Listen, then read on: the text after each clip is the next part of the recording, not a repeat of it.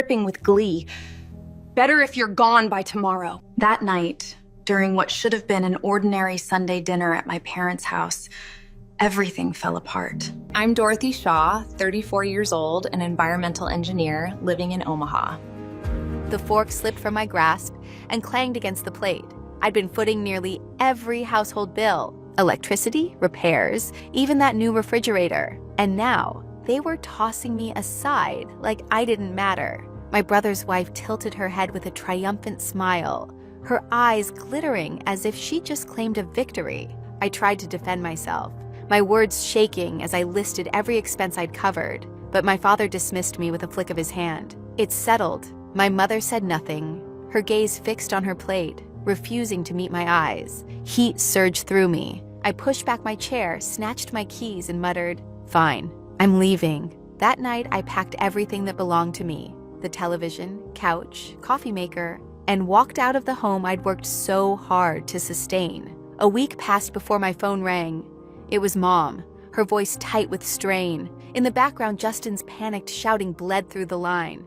"She's lying! Mom, tell me she's lying!" The confusion crackled through the receiver just as I'd begun to rebuild my life, and what unfolded next would shatter theirs completely. Before we continue, I want to know, what time is it where you're watching this? And what city are you in? I'm curious to see how far this story has traveled and who's hearing it. Years earlier, I had moved back into my parents' place in Omaha to help stabilize things. After my grandmother died, the debts piled high: mortgage, utilities, even the leaking roof Dad refused to deal with.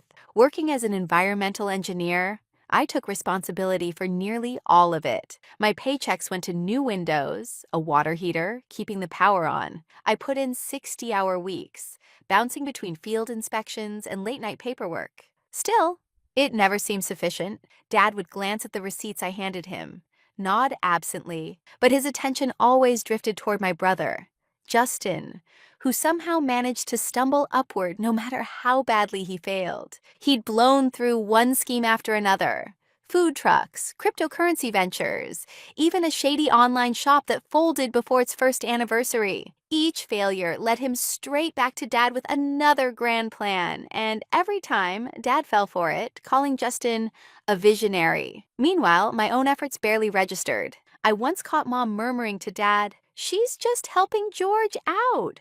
Justin's the one with real ambition." The words hit hard, making me feel more like a lodger paying rent than their daughter keeping the lights on. Then Justin introduced his wife. He brought her over for dinner, grinning ear to ear, presenting her as a real estate agent with a dazzling smile and heels that could cut glass. Dad and Mom were instantly taken with her, complimenting her poise, her charm, her supposed success. She arrived in a shiny black SUV, flashing a luxury watch that screamed wealth. Something didn't sit right.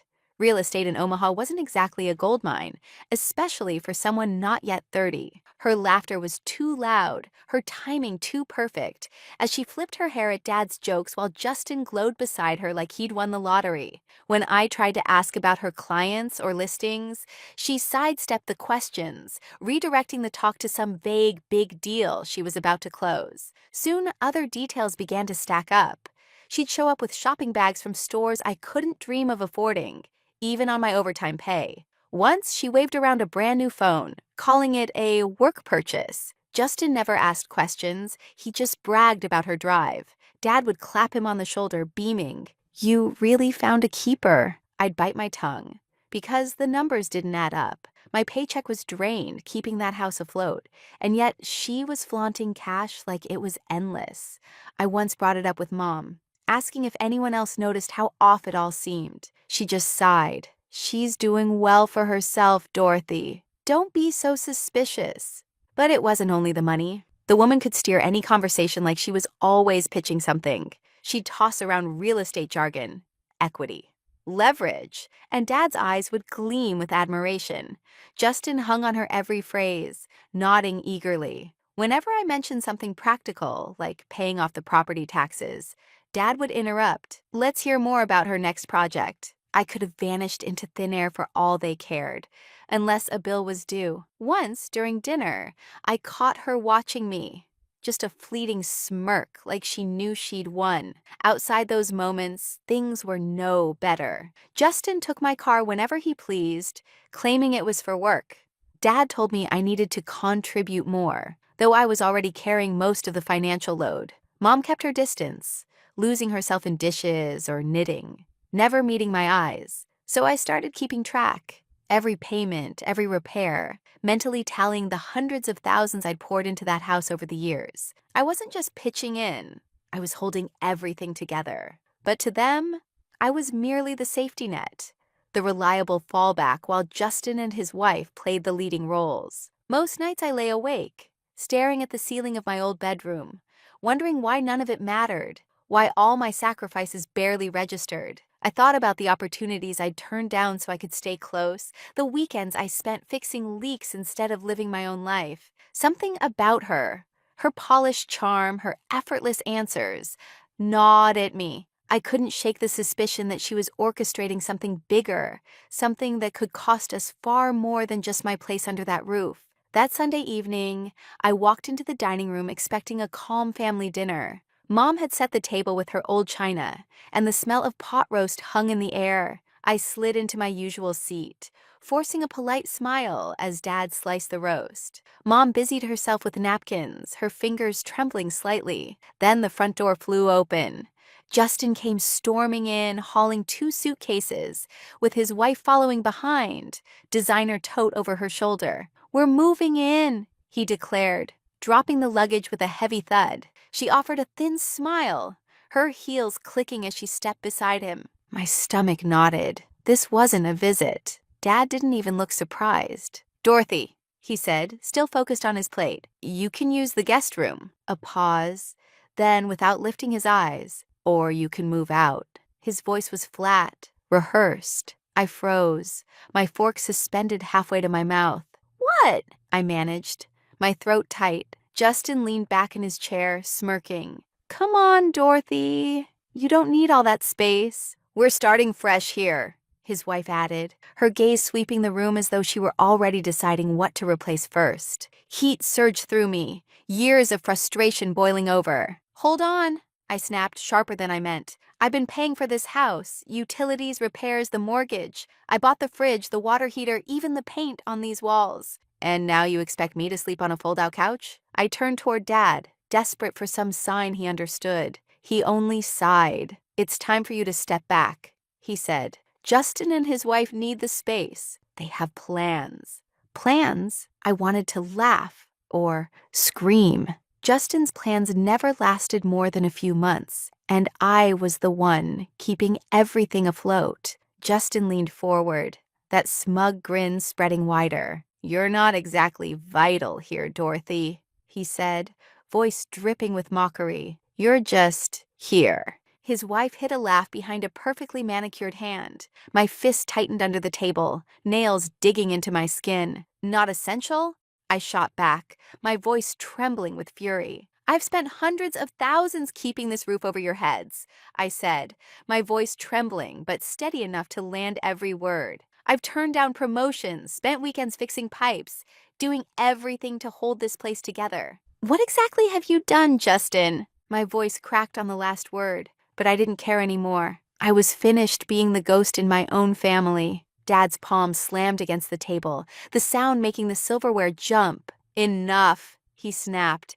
"This isn't about you. They're family, and they're staying. End of discussion." Mom twisted her napkin between her fingers, eyes down, lips pressed shut. I waited, hoping for her to speak up, even just to look at me, but she stayed silent, like always. Justin's wife leaned against him, murmuring something that made him laugh under his breath. The air in the room thickened, pressing in on me from all sides. I shoved my chair back, the scrape loud enough to cut through the quiet. "I'm done," I said, standing. "If I'm not wanted, I'll go." My heart hammered as I climbed the stairs. I grabbed a duffel bag, stuffing it with clothes, my laptop, a few books, whatever I could fit. Then I went downstairs, yanked the cord from the flat screen I'd bought, and stacked the sofa cushions I'd paid for by the front door. Justin followed, smirking. "You're really taking the couch?" he said with a laugh. I didn't answer. I just kept moving, loading everything into my car. Dad appeared in the doorway, arms folded. "You're making a scene," he said coldly. I didn't look back. I tossed the last box in, slammed the trunk shut, and drove off, watching the house grow smaller in my rearview mirror. I wasn't just leaving a bedroom behind. I was done carrying them all. Within a few days, I'd found a small apartment in downtown Omaha. The city's low hum outside my window was a strange comfort compared to the suffocating quiet of that house. My coworker, Gloria, had spotted the listing. A modest one-bedroom that just fit my rescued TV and sofa. She dropped by my first night, her laughter bright as she helped unpack the boxes. "You need to get out of your head, Dorothy," she said, tossing me a flyer for a yoga class nearby. "It's more than stretching, it's a reset." I wasn't convinced, but her energy was contagious. The next evening, I went. I stumbled through poses, but for the first time in weeks, something in me eased. Gloria's encouragement became my small anchor as I started piecing my life back together. Still, that unease about Justin's wife wouldn't fade. Her designer bags, the shiny SUV, the effortless spending. None of it fit, so I decided to dig. I called Michael, a real estate contact I'd met years ago at a conference. He answered on the second ring, voice calm but curious. "Dorothy, it's been a while. What's going on?" Michael's voice was easy, familiar. I didn't waste time. I asked if he knew anything about Miriam, Justin's wife, the so-called real estate agent with the endless talk of deals and more money than made sense. There was a pause on the other end. "Miriam Cole?" he said finally. "Yeah, she's come up a few times. Word is her agency is being looked into. Something about dodgy property flips, falsified appraisals, and missing client funds. Nothing confirmed yet, but she's definitely not squeaky clean." My stomach dropped. I thanked him and hung up, thoughts spinning. If what he said was true, my family was tangled in something far worse than I'd imagined. I called Dad right away, hoping he'd take me seriously. "Dad, you need to listen," I said, explaining what Michael had told me about Miriam's firm. He just grunted. "Dorothy, don't go meddling in their business. They're fine. Leave it alone." I tried again, mentioning the investigation, but he cut me off. "Enough. Worry about your own life." Then he hung up. I stared at the phone, heat rising behind my eyes. His blind faith in Justin and Miriam was infuriating, but not surprising. He'd always taken Justin's side no matter what. Next, I called Mom. "Please just hear me out," I said, going over the warning signs. The money, the rumors, the investigation. She exhaled softly. "Dorothy, let it be. They're happy. Don't ruin that."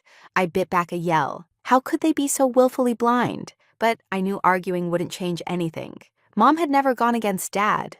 Or Justin. When I hung up, the loneliness hit hard. Still, I wasn't about to drop it. I began reaching out to old contacts. One former client, an attorney specializing in real estate law, replied within hours, confirming what Michael had said. The agency was indeed linked to several complaints involving fraudulent mortgages.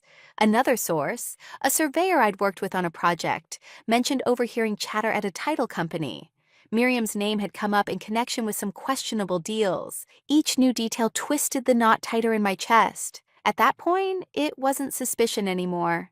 It was conviction. She was hiding something serious. I kept everything quiet, mentally cataloging every lead and record. Searching public databases, I found several properties listed under Miriam's name, each sold for inflated sums, each followed by buyer disputes. It wasn't solid proof, but it was enough to keep me digging. I sent Michael another message, asking him to alert me if he caught wind of anything new. He texted back a few minutes later. "Will do. I'll keep listening." During that time, I threw myself into a new rhythm. Work, yoga, the occasional dinner with Gloria. The city buzzed with possibility. Yet underneath it all, the sting of my family's rejection never quite lifted. I kept circling back to one question. How deep did Miriam's schemes go? And was Justin just being manipulated? Or was he helping her? 2 weeks later, at a quiet cafe downtown, I spotted Hazel, an old family friend. She sat near the window sipping coffee, her gray hair tied in a tidy bun. "Dorothy, it's been forever," she said, motioning me over with a smile. We chatted for a bit, trading small talk. But when I brought up Justin's wife, her expression shifted. Miriam Cole?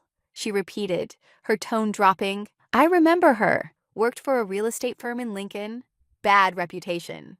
They got caught forging client signatures, inflating property values to skim profits. The company went down, but Miriam managed to slip away before it all collapsed. My pulse jumped. This wasn't hearsay. It was another piece fitting perfectly into the pattern I'd been tracing. I left the cafe and drove straight to my parents' house, gripping the wheel so tightly my knuckles ached. Justin was outside unloading grocery bags, looking as self-satisfied as ever. I didn't bother with pleasantries. We need to talk, I said, pulling up the email from Michael on my phone, the one outlining the investigation into Miriam's firm. She's not who you think she is, Justin, I said, thrusting the screen toward him. Her agency's been ripping people off for years. Fake appraisals, stolen money. Hazel told me she was part of a real estate scam back in Lincoln. His expression hardened. He snatched the phone, glanced at the message, then shoved it back into my hand. You're unbelievable, he said bitterly. You're jealous, Dorothy. Miriam's successful and you can't stand it. Stop inventing stories. I just stared at him, stunned. This isn't about me, I said quietly. It's about your wife and the danger she's bringing into our family. He barked out a humorless laugh. Go play detective somewhere else. Inside, I found Mom stirring soup in the kitchen. I tried one last time. Mom, Hazel knows Miriam from before, I said, forcing calm into my voice. She worked for a firm that scammed people. You need to see what Miriam's doing, especially with the house. Mom froze for half a second, her hand tightening around the spoon, but she didn't turn around. Dorothy, please don't stir up trouble, she murmured. Justin's happy. That's all that matters. Her words hit like a door closing in my face. She'd always avoided conflict, leaving me to handle the fallout alone. Back at my apartment, I called Michael, my frustration spilling through the line. Hazel confirmed it, I told him. Miriam worked with a crooked company in Lincoln. Have you found anything else? He exhaled slowly. I checked a few more records, he said. Dorothy, her name's on a mortgage document for your parents' house. It was signed last month. It's a second lien, Dorothy, connected to some shell company, Michael said, his tone grim. If she's doing what it looks like, your parents could lose everything. The words hit like a punch. The house I'd poured my savings into, the one I'd worked years to keep afloat, was now collateral in one of Miriam's cons. My hands trembled as I asked him to send the files, then hung up and dove straight into the public records myself. What I found made my stomach twist. The mortgage existed. A 6-figure loan against the house, with Miriam's signature right beside Dad's. Then another document appeared. A transfer from my parents' savings account into one linked directly to her agency. This wasn't just fraud. It was personal. She had taken advantage of my family's trust, and they'd let her. Every ignored call, every dismissal replayed in my mind like fresh betrayal. They had chosen Justin and Miriam over me, and now they were trapped in her scheme. I leaned back, staring up at the ceiling, the full weight of it pressing down. All those years of sacrifice of paying the bills and keeping the lights on, only to be cast aside. But I wasn't finished. Miriam might have fooled everyone else, but I'd seen through her act from the beginning. She wasn't walking away with what I'd helped build. I saved every file, every email, every shred of proof I had gathered. This was no longer just about the house. It was about exposing her, pulling her lies into the light. No matter how fast she ran, I'd make sure there was nowhere left to hide. A few nights later, as I sat working late, my phone buzzed. Mom's voice came through, frail and trembling. Dorothy, there are people here.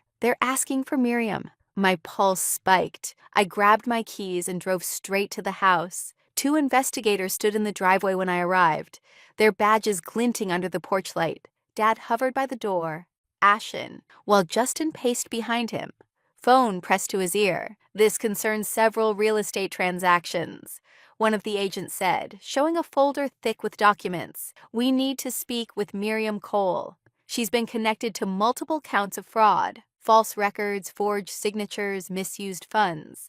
I stayed on the sidelines, watching as the color drained from Justin's face. She's lying! Mom, tell me she's lying, he shouted, his voice cracking. The investigators went on, explaining that Miriam had used Justin's name on several fraudulent loans, including one tied to the family home. Mom stood in the hallway clutching her sweater, eyes wide and vacant. Dad stepped forward, voice shaking. "She's not here right now," he said quietly. They handed him a business card, warning they'd return soon. As they pulled away, headlights swept across the street, and there she was. Miriam's car rolled to a stop, her expression unreadable in the glow of the dash. She hadn't spotted me yet. I crossed the road, my phone recording quietly in my pocket. "Miriam," I called out, keeping my tone level, even though fury burned in my chest. She froze, her eyes flicking toward the house. "What's this about, Dorothy?" she asked sharply. I didn't waver. "I know about the mortgage, the transfers, all of it," I said. "You've been bleeding my family dry. Just tell the truth." Her expression hardened, but she didn't try to deny it. "Fine," she snapped. "I took the money. The house was collateral for a deal your dad signed. Justin didn't have a clue." My thumb pressed harder against the phone in my pocket, making sure the recorder caught every word. "You used them," I said quietly. She smirked, not an ounce of remorse in her face. "They trusted me. That's their problem." Before I could answer, she spun on her heel, jumped into her car, and tore down the street, tires squealing. I stood there, heart pounding, the weight of what she'd just admitted sinking in. She was gone, leaving the wreckage behind for my family to deal with.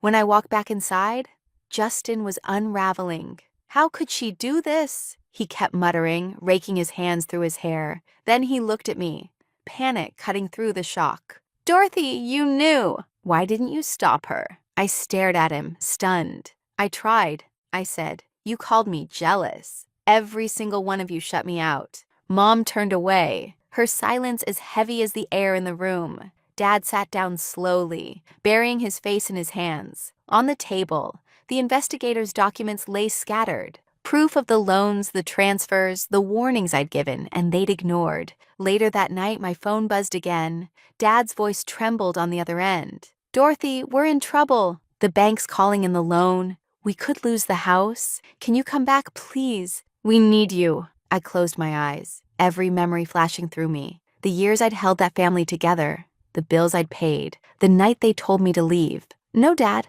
I said, my voice steady. "I already gave everything I had. You made your choice. Now you'll have to live with it." He tried to speak, his words breaking apart, but I ended the call. For the first time, I felt the weight lift. I was free. The next morning, I replayed the recording. Miriam's voice cold, unapologetic, confessing everything. I saved it carefully. It might be exactly what the investigators needed. Justin and my parents were left to face the fallout, the debts, the collapsing finances, the house teetering on the edge. Their faith in Miriam had destroyed them. I had warned them, fought for them, and still they'd chosen to believe her over me. I wasn't going back to fix the damage they'd helped create. But that morning, I drove to their house anyway, to see what was left after the storm. The front yard was still, the porch lights burning faintly from the night before. Inside, the dining table was buried under a mess of paperwork, bank letters, loan documents, foreclosure warnings. I sat down across from Dad as he handed me a thick folder from the bank. The figures inside were devastating. A second mortgage for $250,000 signed by both him and Miriam, with not a single payment made. Their savings, nearly $200,000 meant for retirement, had been siphoned into an account tied to Miriam's company. I traced the transactions line by line, my analytical mind assembling the wreckage like a blueprint of betrayal. The house I'd sustained for years had become a collapsing debt trap. Moments away from being seized, Justin sat hunched on the couch, his face blotchy, eyes rimmed red. "Dorothy, you have to help us," he said, voice breaking. "The bank's taking everything. We don't have anything left." I looked at him, the same brother who'd laughed at me that night, the one who'd called me jealous for daring to question Miriam. "Help you?" I said quietly, my tone like ice. "You told me I wasn't essential. You and Dad gave me an ultimatum. Guest room or get out." I got out. He winced, but desperation kept him talking. "We're family," he said. "You can't just abandon us now." I shook my head. "Family doesn't mean I keep cleaning up your disasters." You made your decision. I'm done saving you. Dad stood by the window, shoulders slumped, voice rough. I messed up, Dorothy. I trusted her. I thought she and Justin knew what they were doing. I was wrong. His admission stung, but it wasn't enough. I'd spent years paying their bills, fixing what they ignored, and watching them choose Justin's fantasies and Miriam's lies over my stability. You didn't just trust her, Dad, I said evenly. You picked her over me. You picked Justin's dreams over everything I actually did to keep this place standing. He turned, eyes pleading, but I didn't move. I'd already given too much. Mom came in from the kitchen, her face streaked with tears. Dorothy, please, she whispered. We're going to lose everything. The house, the savings, it's all gone. She reached for my hand, but I stepped back. The memory of her silence at that dinner, her refusal to even look at me, was still raw. You didn't listen, Mom? I said quietly. I warned you about Miriam, and you told me to let it go. Now you want me to save you. She broke down, covering her face, but her tears couldn't erase the years I'd spent being ignored. I felt a sharp pang of guilt deep in my chest, but it still wasn't enough to make me stay. I wasn't their safety net anymore. As I walked through the house, every corner reminded me of what I'd poured into it. The windows I'd paid to replace, the fridge I'd bought, the walls I'd painted myself. All of it was now tangled in Miriam's deception, collateral in a mess I hadn't created. The bank letters made it clear. Foreclosure was only weeks away.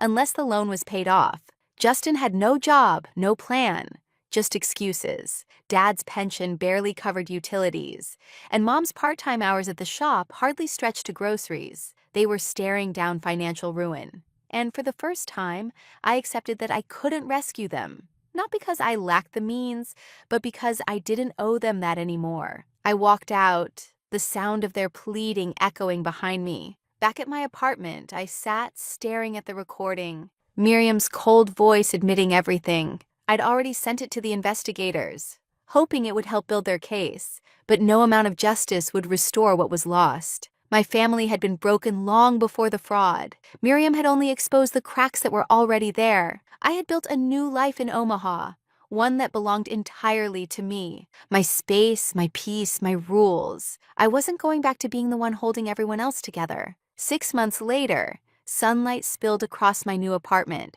as Gloria and I sat at the kitchen table, sharing a bottle of wine. My desk nearby was cluttered with blueprints from a bridge project I'd recently led, the one that had earned me a promotion to lead engineer. The raise that came with it had let me buy a proper coffee table and the bookshelf I'd always wanted. Gloria lifted her glass, grinning.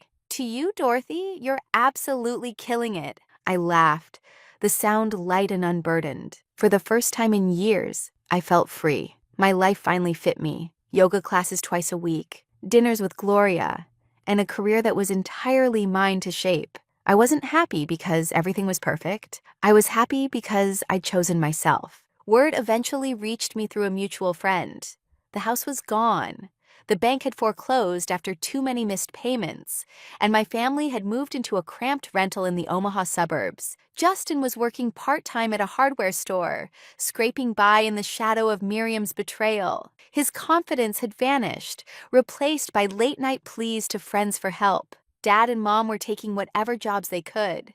Dad making deliveries, Mom cleaning houses. The debts Miriam left behind had hollowed out their savings and their pride. They were surviving, but just barely, living with the consequences of every choice they'd made. I hadn't spoken to them since that final visit. Justin had texted a few times, asking for money or a couch to crash on. I never responded. Dad's voicemails were softer now, his tone edged with regret, but I couldn't bring myself to return the calls. Mom sent a letter once, a single page of apologies and remorse. It still sits on my counter, unopened. For years, I carried their weight, only to be cast aside the moment I needed them. Walking away wasn't simple, but it was the only way forward. I'd finally learned that protecting my peace meant valuing self-respect over obligation, and that real love doesn't demand your silence or sacrifice. In hindsight, the message was unmistakable.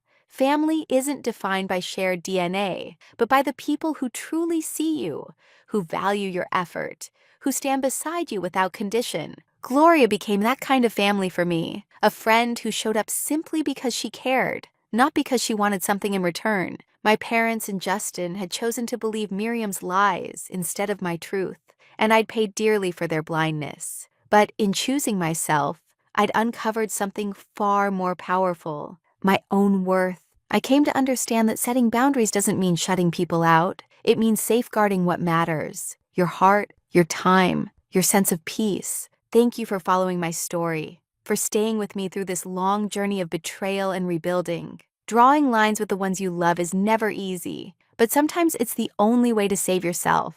And have you ever had to create distance or boundaries with your own family? What did the experience teach you? Share your thoughts in the comments. I'd love to hear your stories. Let's talk about what it truly means to stand up for ourselves, even when it breaks our hearts to do it.